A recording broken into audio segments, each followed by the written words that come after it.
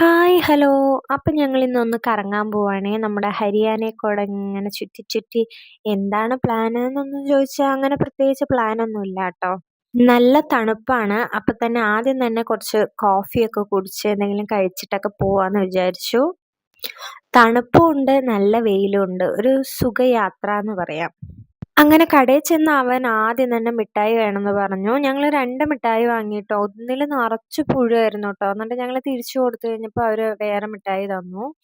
നമ്മള് പിള്ളേർക്ക് മിഠായി കൊടുക്കുമ്പോ സൂക്ഷിക്കണംന്ന് എനിക്ക് അപ്പഴാണ് ട്ടോ മനസ്സിലായത്. ഞാൻ അല്ലെങ്കിൽ പിള്ളേർക്ക് അങ്ങനെ കൊടുത്തു കഴിയുമ്പോ അവരങ്ങനെ കഴിക്കാണ്. അപ്പൊ ഞാൻ പെട്ടെന്ന് നോക്കി കഴിഞ്ഞപ്പോ പൊടി പൊടി പോലെ വരുന്നു ട്ടോ. അപ്പൊ പഴയ മിഠായി ആയിരുന്നൂന്ന് തോന്നുന്നു.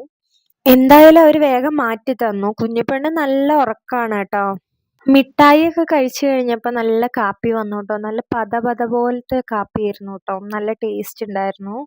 ഇവിടെ പിന്നെ നമ്മുടെ നാട്ടിലെ പോലെ ഇങ്ങനെ തൊട്ടടുത്ത ചായക്കടയൊന്നുമില്ലാട്ടോ. ഒത്തിരി ദൂരം പോയാലാണ് ഒരു ചായക്കടയോ അങ്ങനെ എന്തെങ്കിലും കാണൂ.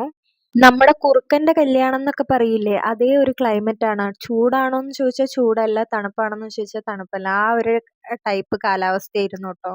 അപ്പോഴേക്കും മോള് എണീറ്റുട്ടോ. എഡ്വി ഐസ്ക്രീം പോലെ അത് സ്പൂണിലെടുത്ത് തോണ്ടി തോണ്ടി തിന്നുവായിരുന്നേ. അവൾക്കും കൊടുക്കായിരുന്നു. ഞങ്ങള് സ്കൂട്ടിയിലായി വന്നതുകൊണ്ട് ഹെയർ ഭയങ്കര ഡ്രൈ ആയിട്ടോ. കാറ്റൊക്കെ അടിച്ച്. പിന്നെ ഞങ്ങള് മൊമോസൊക്കെ വാങ്ങി. ഓരോന്ന് കഴിയുമ്പോ ഓരോന്ന് വരണ രീതിയിലായിരുന്നു ട്ടോ. അല്ലെങ്കി അവരതൊക്കെ വലിച്ചിട്ട് നമുക്ക് പണിയുണ്ടാക്കിയേനെ. അത് കഴിഞ്ഞ് കഴിഞ്ഞപ്പോ ഫ്രൈ മൊമോസ് വന്നു. അപ്പോഴേക്കും ആൾക്കാര് ഏകദേശം പിള്ളേര് വലിച്ചിടാൻ തുടങ്ങി ട്ടോ. എന്തോ വലിയ എരിവുണ്ടായിരുന്നില്ല. അതുകൊണ്ട് അവരും കഴിച്ചുട്ടോ.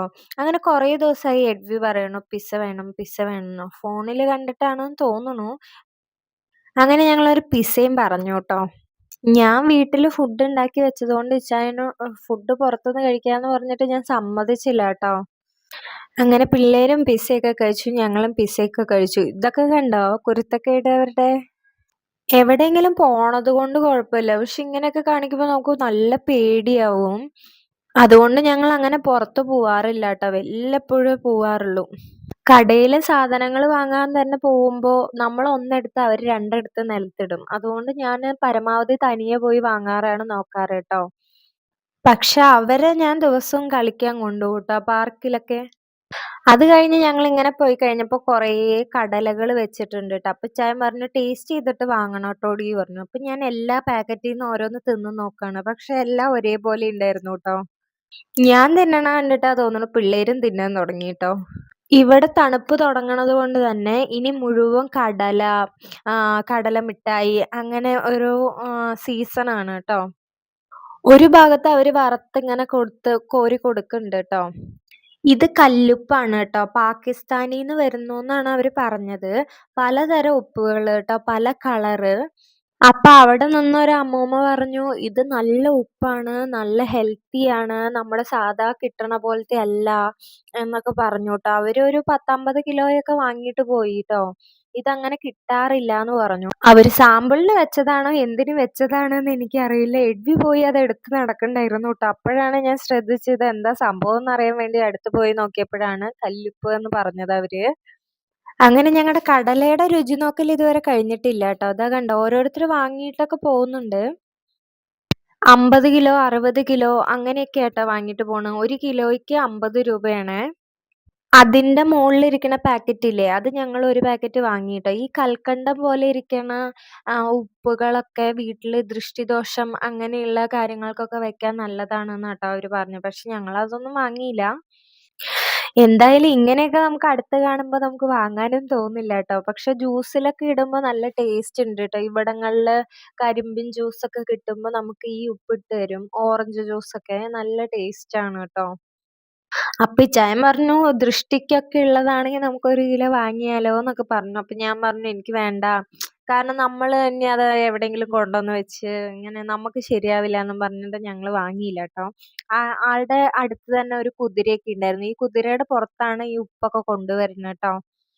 അത് കഴിഞ്ഞ് ഞങ്ങള് വിചാരിച്ചു അതിന്റെ തൊട്ടപ്പുറത്ത് തന്നെ ഓറഞ്ച് ഉണ്ടായിരുന്നു ട്ടോ. ഈ ടൗണിലേക്ക് വരുമ്പഴാണ് ഈ ഓറഞ്ചൊക്കെ വിക്കാൻ തുടങ്ങണത്. നമ്മുടെ ആ ഭാഗങ്ങളിലൊന്നും വന്ന് തുടങ്ങിയിട്ടില്ല ട്ടോ.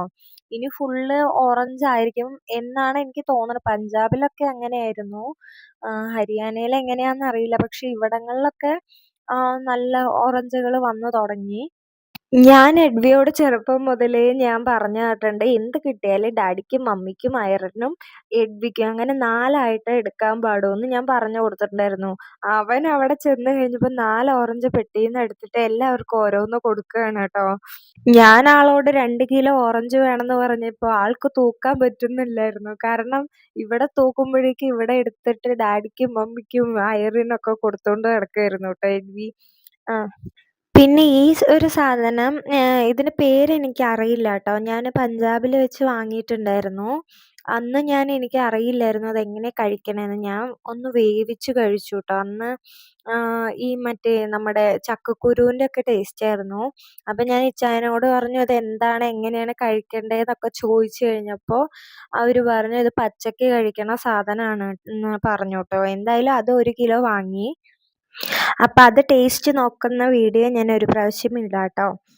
ഇവിടങ്ങളില് വളർത്തണ കുതിരയാണെന്ന് തോന്നുണു. റോഡിൽ കൂടെയൊക്കെ നിറച്ചു കുതിരകളെ അഴിച്ചു വിട്ട് നടക്കായിരുന്നു ട്ടോ. കുതിര ഫുള്ള് ആരും കൂടെയൊന്നും ഇല്ലാട്ടോ. തന്നെ ഇങ്ങനെ നടക്കുന്നുണ്ട് റോഡിൽ കൂടെയൊക്കെ.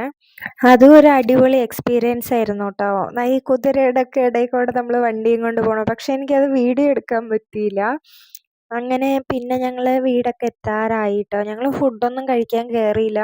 കാരണം ഇവിടുന്ന് ഫുഡ് കഴിക്കണത് എനിക്ക് വലിയ താല്പര്യമില്ല ട്ടോ. നമ്മുടെ നാട്ടിലൊക്കെ ആണെങ്കിൽ പൊറോട്ടയും ബീഫും അങ്ങനെയുള്ള കാര്യങ്ങളും ബിരിയാണിയൊക്കെ നല്ല കിട്ടുമല്ലോ. അപ്പോൾ അങ്ങനെ ഞങ്ങള് വീട്ടില് ഫുഡൊക്കെ ഉണ്ടാക്കി വെച്ചിട്ടുണ്ടായിരുന്നു. അപ്പോൾ ഇന്നത്തെ വീഡിയോ ഇത്രയേ ഉള്ളൂ. ബൈ.